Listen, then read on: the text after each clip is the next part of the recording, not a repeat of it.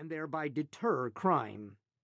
Today, the United States alone detains roughly 25,000 people in supermax prisons, where, one prominent psychologist writes, inmates experience levels of isolation that are more total and complete and literally dehumanized than has been possible in the past. A common phrase used to describe this condition conveys one widespread belief about being cut off from others.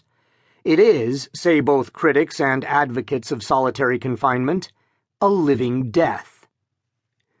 Nothing better expresses the human interest in collective living than the formation of families.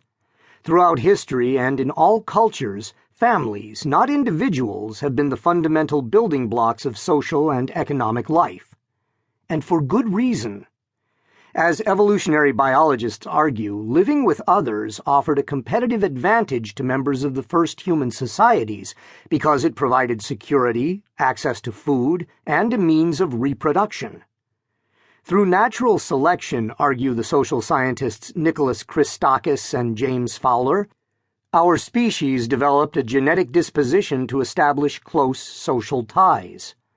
In 1949, the Yale anthropologist George Peter Murdoch published a survey of some 250 representative cultures from different eras and diverse parts of the world. He reported, "The nuclear family is a universal human social grouping. Either as the sole prevailing form of the family or as the basic unit from which more complex familial forms are compounded, it exists as a distinct and strongly functional group in every known society. No exception, at least, has come to light."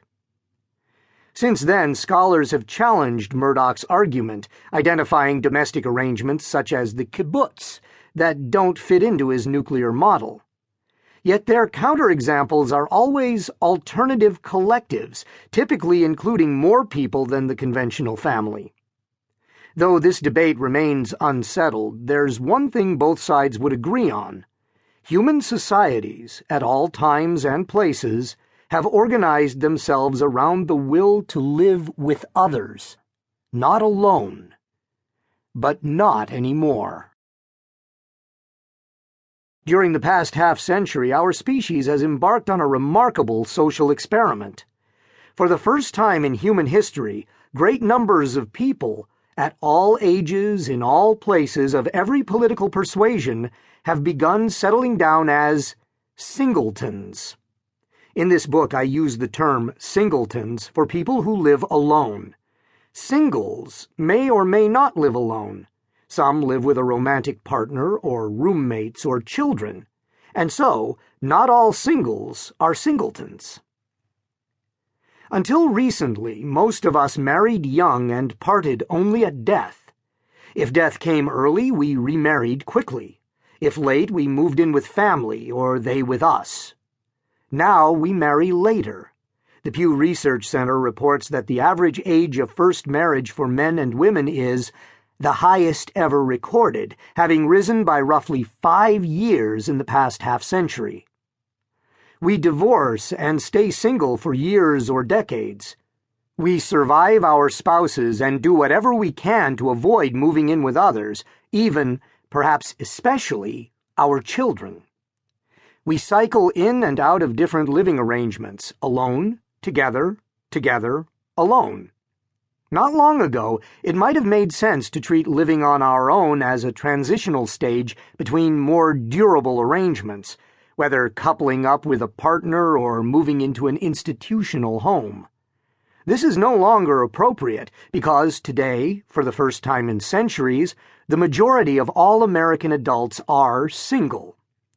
The typical American will spend more of his or her adult life unmarried than married, and for much of this time he or she will live alone. Naturally, we are adapting. We are learning to go solo and crafting new ways of living in the process. Numbers never tell the whole story, but in this case, the statistics are startling. In 1950, 22% of American adults were single. 4 million lived alone, and they accounted for 9% of all households.